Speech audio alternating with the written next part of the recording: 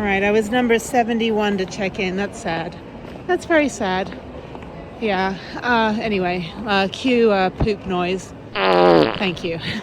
No round of applause today. All right, let's double check. Boarding at 12:52. I need to get food. Let's see. Going to Houston.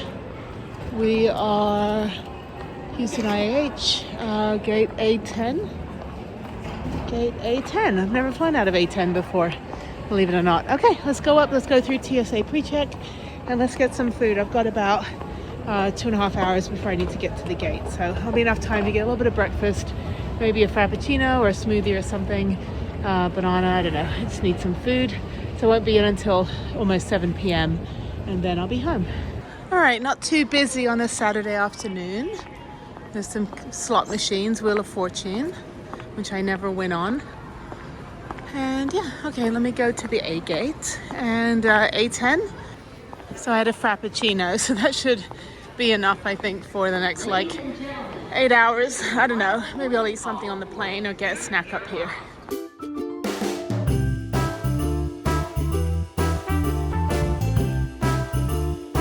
All right, I'm back in Houston and I'm here for the next 2.5 weeks. It's hot. Okay, let me go get the car and get some groceries and then go home. It's crap weather outside. Looks like it's gonna rain. It's gonna rain all week actually, which will be nice.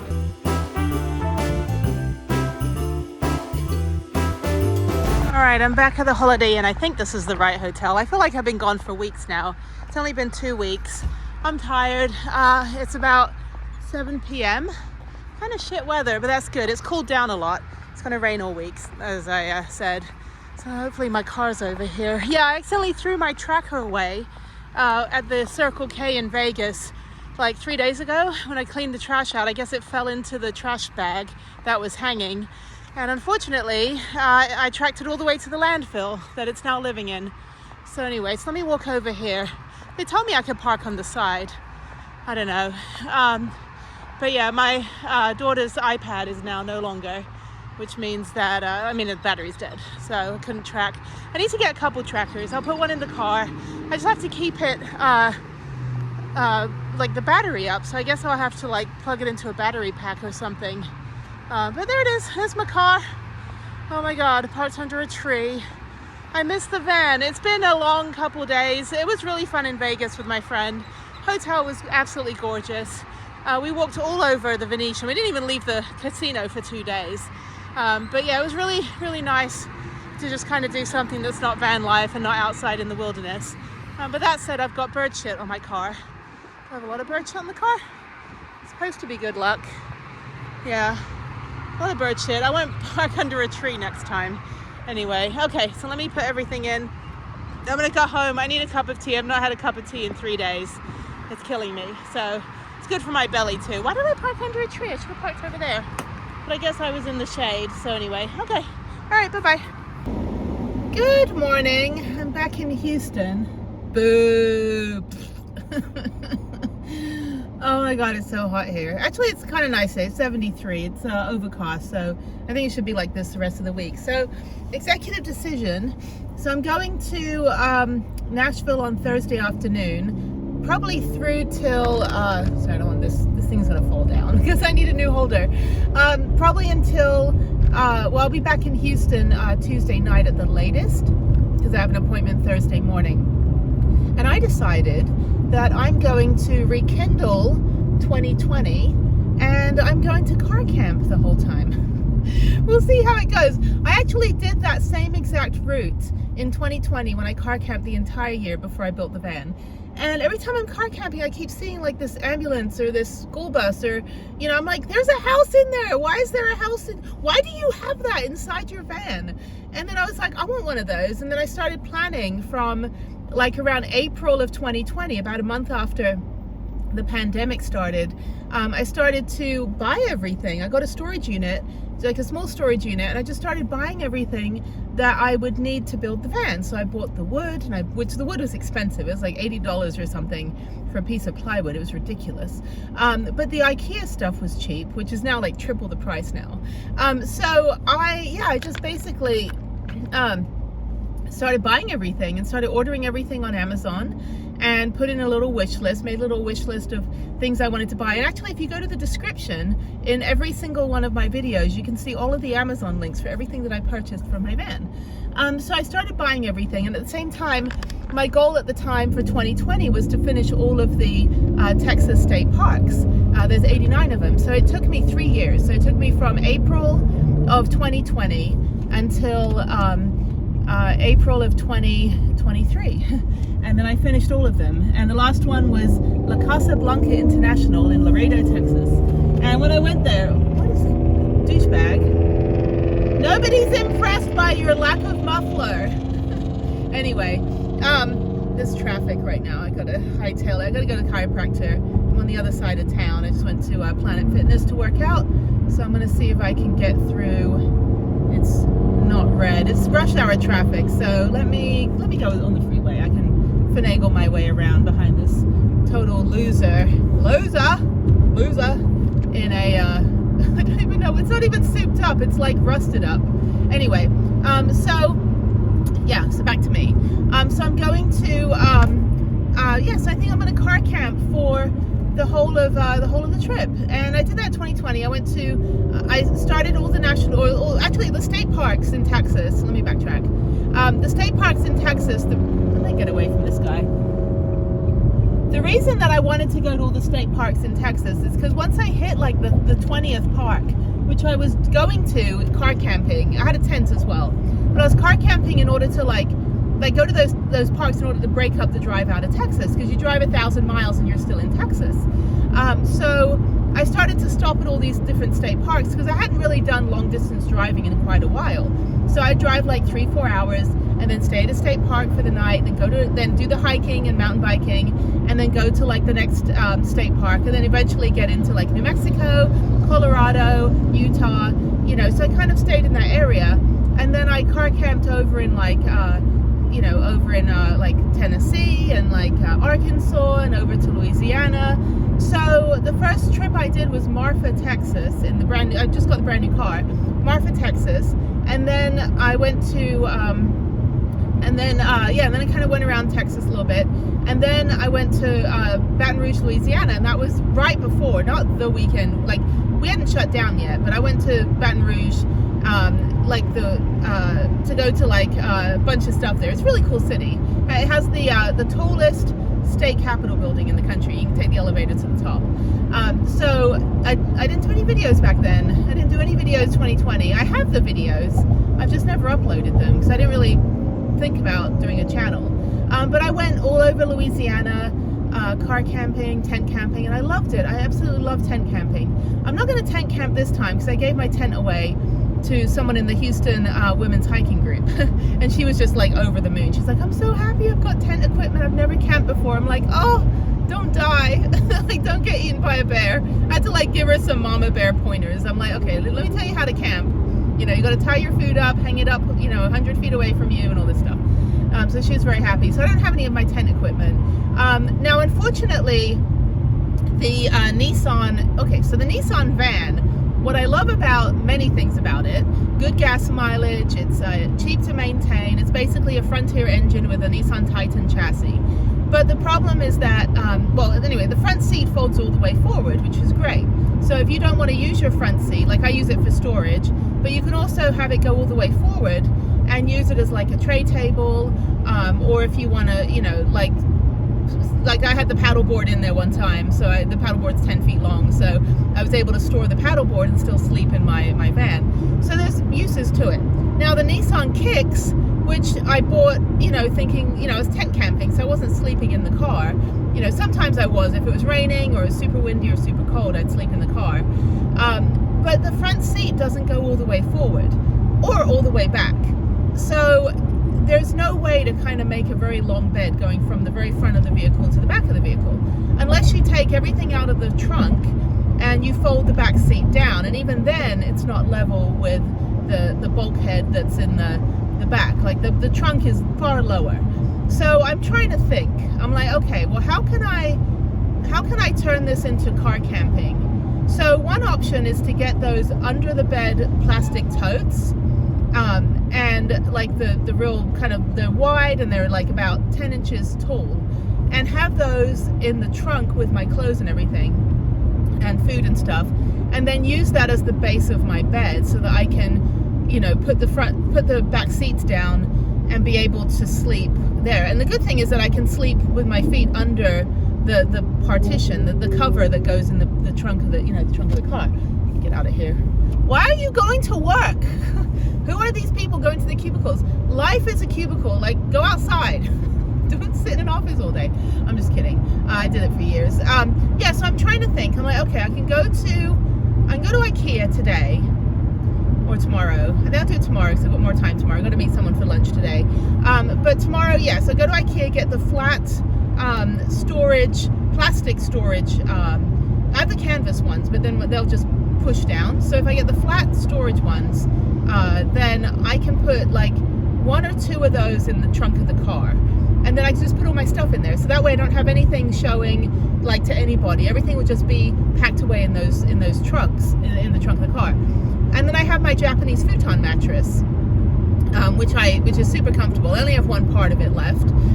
The futon in Japan, I had a deluxe one, so it had like 3 or 4 mattresses, a bunch of blankets and stuff.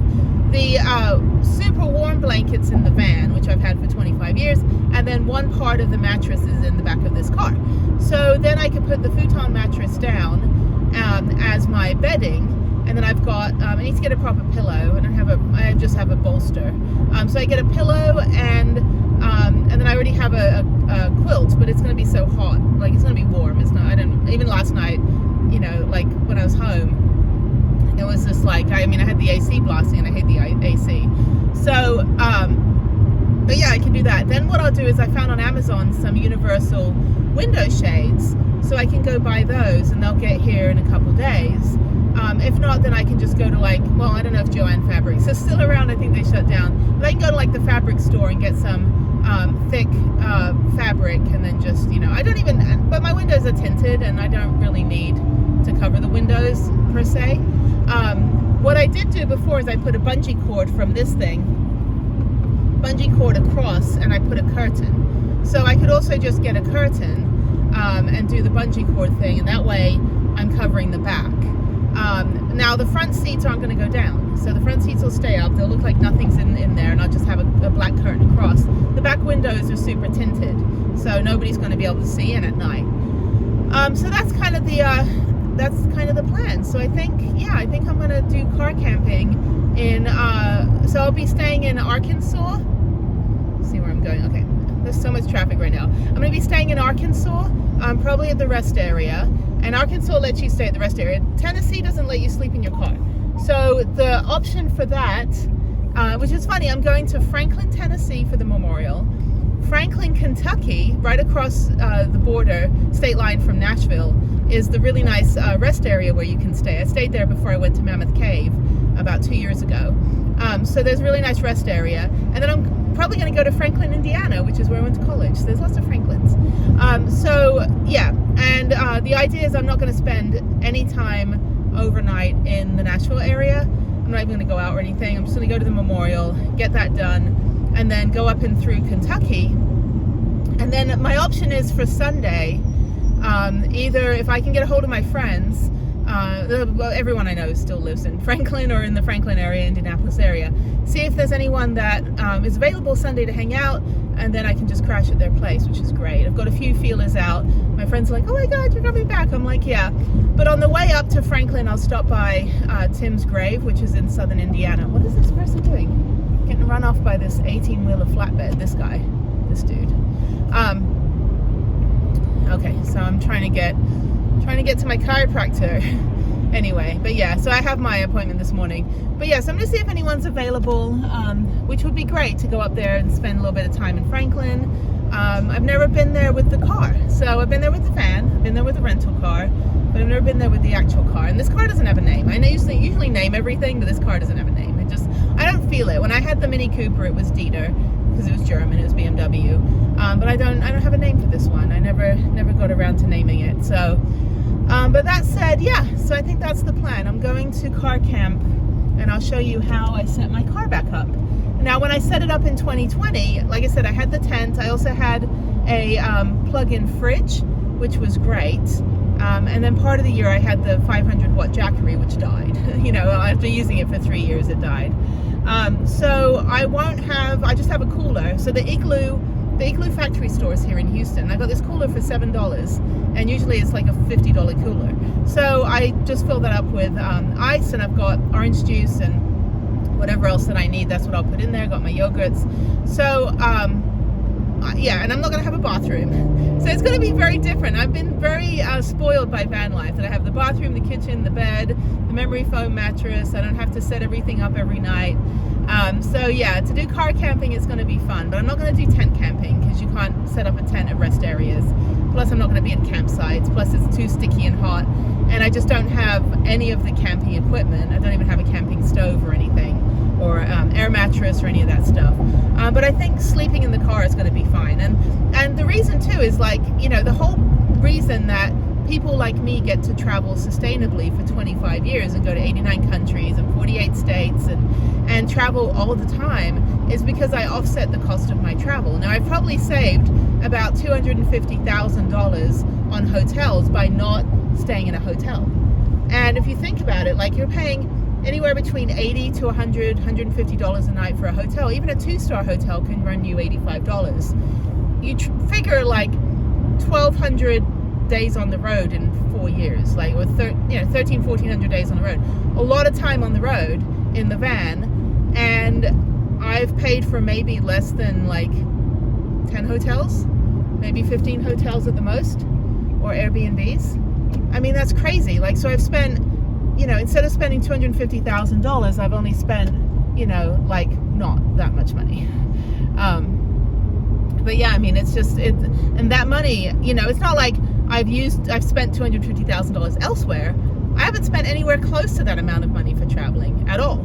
I mean, at most, I mean, I think in 2023, when I finish the country, to do all the 48 states and finish the national parks, not finish them, I'll still go back to them, but to visit all 51 national parks, I spent $13,980 in gas for that year. That's far less than I spent on my rent for an apartment that I wasn't even in. So I was paying for an apartment up until August of last year, and I was like, screw it, I'm gonna get rid of it. There's no point paying all this money for an apartment. Plus we had hurricane damage, and there was bad management, and shingles were falling off the roof from the hurricane, and I don't know, it's just really bad. But yeah, like, so that, you know, when people say, oh yeah, I've saved $150,000, I haven't saved that either. Like, that money, it's not like I have $250,000 sitting in the bank.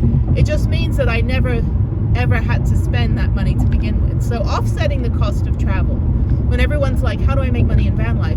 It's not about making money, it's about learning how not to need money when you travel. Like, everything I do is free. You know, whether I can get it for free for my nonprofit, like, hey, I want to try out this activity. If it's good, then we'll partner with you guys, we'll send you business.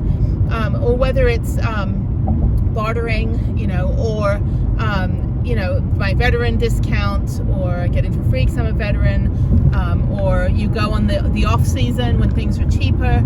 Just learn how to offset the cost of travel, and you will find that you will be able to travel longer and further without having to ever need to find an extra $250,000 laying around. You won't have to work 80 hours a week just to pay for travel, because if you're working 80 hours a week, how are you going to have any time to travel?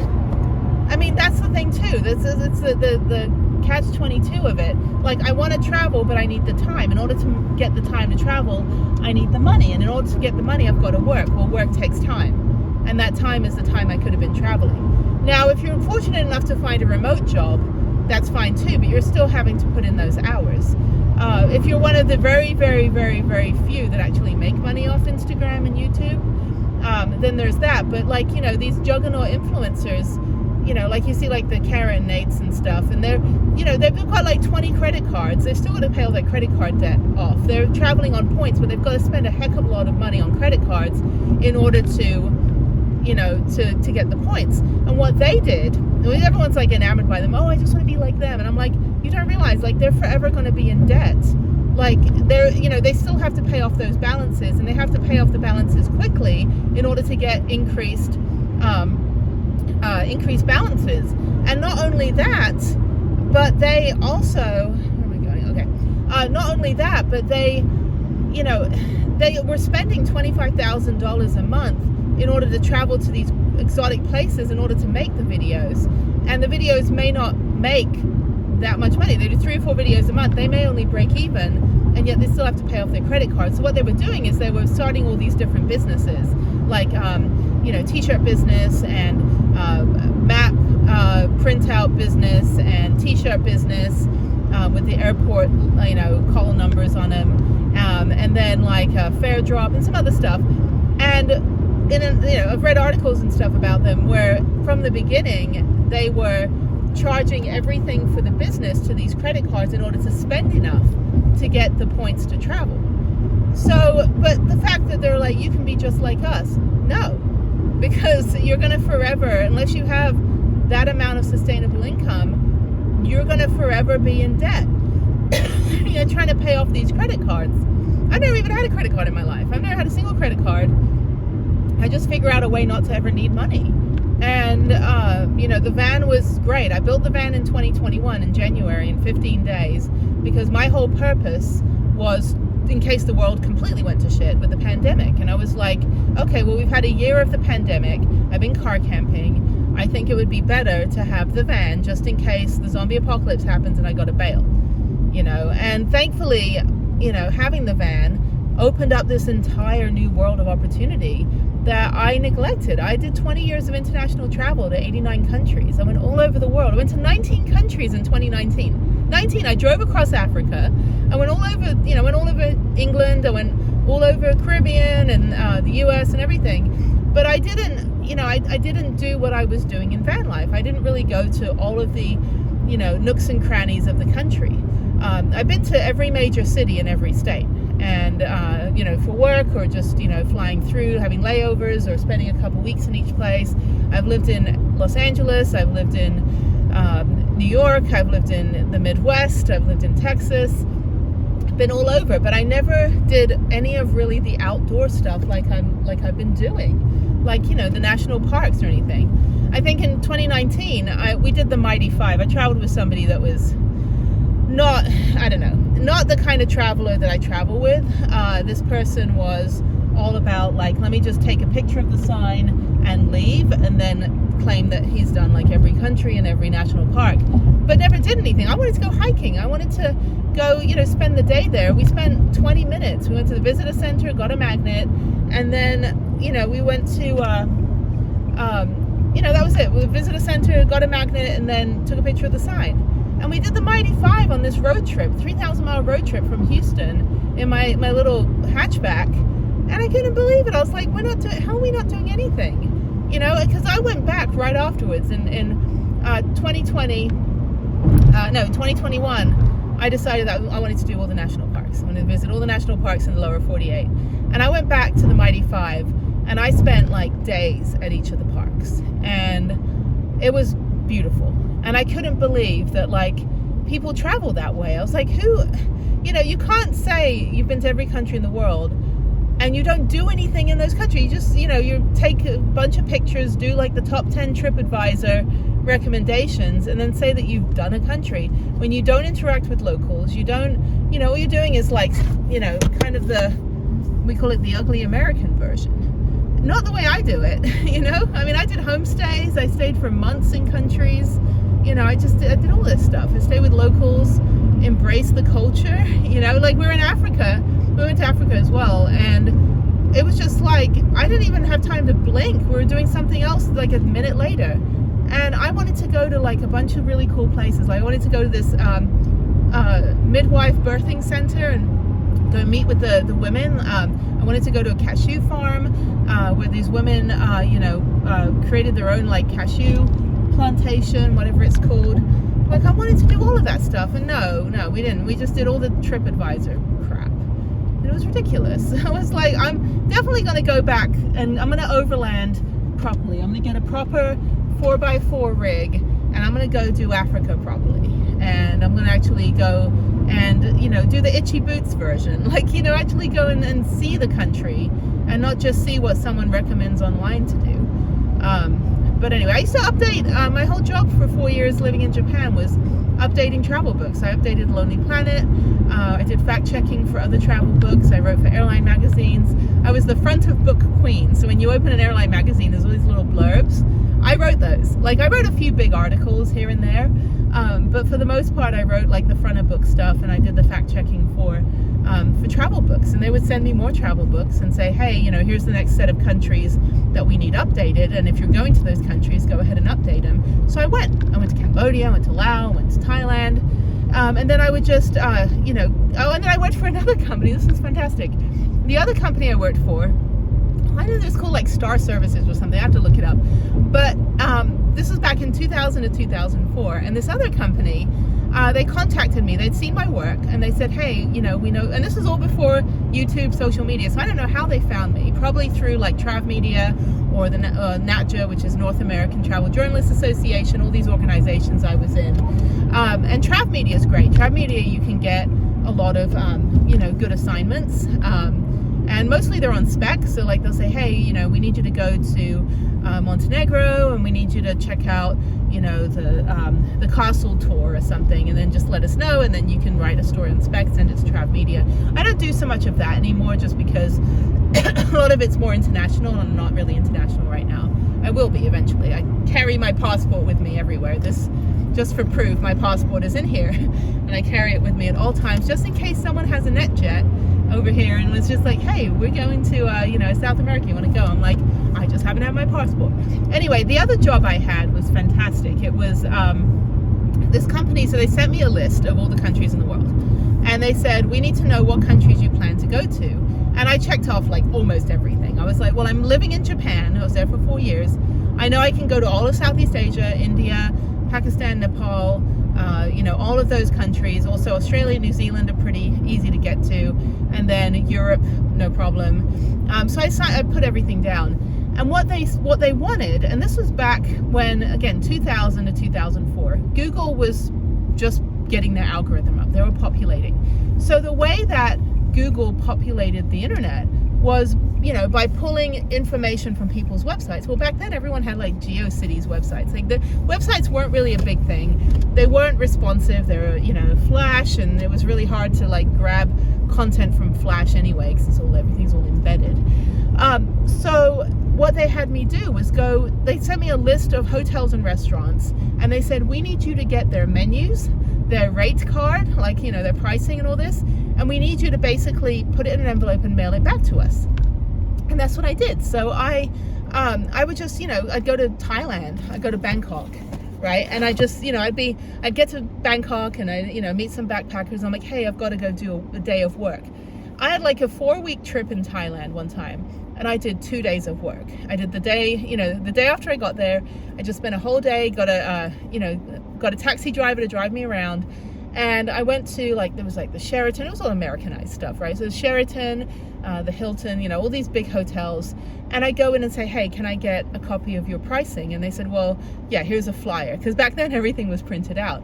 So I'd gather the flyers, I'd go to some of these restaurants, get the menus, put it in an envelope, send it to this data center in India, and then they would just punch it into the internet. And that's how they populated it. That's how databases got started. When I got back from Japan, I joined the army. When I got out the army, I worked for a newswire. Like, you have PR Newswire, MarketWire, Business Wire, and they do press releases that get picked up by news organizations and then printed and stuff.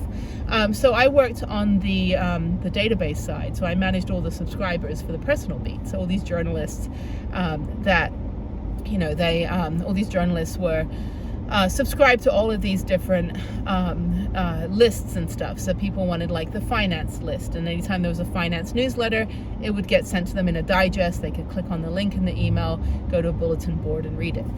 So that's kind of how I started back in, you know, 2007, I think 2006, 2007. But prior to that, for the 7 years before that, I was doing travel research. And there's only one place that I know of that has one of my Lonely Planet books, and that's the library at the Emma Hotel in San Antonio. And every time I go to San Antonio, they let me in. The concierge lets me in so I can go and hug my book. And because you can only go in that little library if you stay at the hotel. And what's funny is that the woman that owned all the books. It was just one person donated all the books that she had, and they made this fancy little library. I don't know who the woman is. I should probably find out and thank her for saving the 2000 edition of the India Lonely Planet book, which is one of the big ones. That was a lot of work. That was one of the big ones I wrote for, and I loved it. I loved doing the travel research. After that, for a couple years, I did itinerary research for journalists and influencers. And when I was car camping during the pandemic, I did a lot of updating the travel industry on like actually being boots on the ground, going to places to make sure things were open, and talking to the rangers, and getting information, because nobody was updating their websites because nobody was in the office, right? So things were saying that they were open and they were actually closed. So I just started doing that for 2020, and making a good little living off researching for influencers that were kind of like, what the hell are we going to do now that everything's shut down? I'm like, well, you can still go to state and national parks. You can still go places. Everything's just what is it? Social distancing and all that stuff. Sorry, I'm gonna get a new phone holder. Everything was social distancing. So you just have to be a little bit more mindful of there's some new rules. But I did that, and so yeah, I mean, it's not all about being a YouTuber or being like an influencer. There's a lot of us, ton of us, hundreds, thousands of us around the world doing the behind the scenes work. If you can get into travel research, because I'm like, yeah, I've been a travel researcher for 25 years ago. What the hell's a travel researcher? I'm like, I'm the person that updates the information that you get when you're online. So you got travel bloggers, which is first person, but then you get people like me that are doing the fact checking, that are updating the prices, that are making sure that businesses are still there. And I love it, and because I still get to travel and I don't have to be front and center. Now, I started this channel when I started my VANBUILD, and I was just going to have a VANBUILD channel. Originally it was going to be for me and my daughter to do our little like camping trips and stuff, but then pandemic started, so I ended up changing the channel to the VANBUILD. And then I thought, you know what, I actually enjoy traveling and making videos about it. Yeah, and I have a 99% approval rating on my likes and dislikes on my channel. And so I think mostly the people that dislike my videos are probably my friends, or like, oh, Jenny, I watched your video, I disliked it. I'm like, you know what? You still owe me money from 1997. Damn it. It's like, thanks. But yeah, I've only gotten a couple, 3 or 4 bad comments and stuff. And mostly it's one person was like, women shouldn't be so independent. That's why men are so intimidated. And I'm like, okay, grow a pair. Sorry, your diaper needs changing. But yeah, I think I've had a pretty interesting, media career. Like, I'm a journalist, right? Like, there's influencers and there's journalists. I'm a classically trained journalist. I went to college for that. I've been a published journalist since I was 13. I used to write a newspaper column for the local paper in California, and I used to write for the LA Times as a student correspondent. You can still find some of my stories online from 1993. So I've been doing this for like 32 years, really long time. And I wrote articles where I used to have an editor like actually go through and work with me on the thing. And my professors, I would send everything back to them, send the articles back before I sent it over to the magazines, and have them proofread it. My 2 professors, Professor Bridges and Jerry Miller, they would always, they proofread it, send it back, and then they'd always have the email they send back with it would always have their stories of travel. And I still have all those emails, and I'm like, I can make a book out of just their like stories of traveling in like the the 60s and the 70s, and here I am in the early 2000s, starting out. And that's what I loved about my college. And both of those professors passed away in the last couple years, but they were instrumental on very much like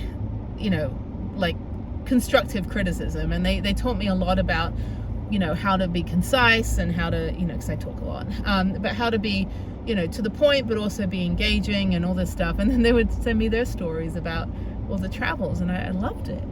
I loved like getting that mentorship, which I don't think influencers have. Influencers are more like, they'll look at someone else and go, I want to be just like them, but there's no guidance, right? Everyone just kind of creates their own thing and hopes for the best, and it's not sustainable. But when you have your little army of travel mentors, and you've got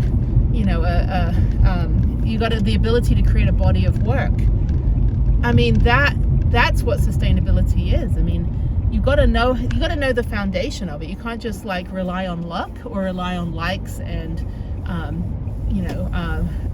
views and subscribers and smash that notification button. You can't rely on human behavior to make your life sustainable. You have to rely on hard work and logic and all that stuff. That's my PSA. And it's not been easy. I mean, there's been times where I'm like, okay, well, there's not a lot going on in my life. There's not a lot of that kind of thing. And thankfully, the travel has always been part of my life, because the digital media side, everyone I know is out of work. I mean, I'm always applying for extra digital media jobs because it's easy money, but I haven't had any in a year and a half. None of my friends have had any callbacks. There's hundreds and hundreds of people applying for these jobs.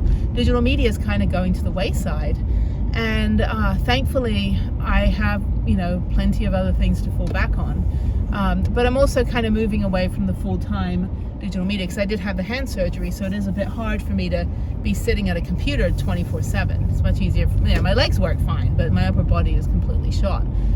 Which, that said, I'm at the chiropractor now, so I'm going to go in. My phone doesn't fall off here. I'm going to go in and go do my 2 hours of chiropractic. It's going to rain today. My friend was going to take me out in his little spider motorcycle thing, which I really don't want to do.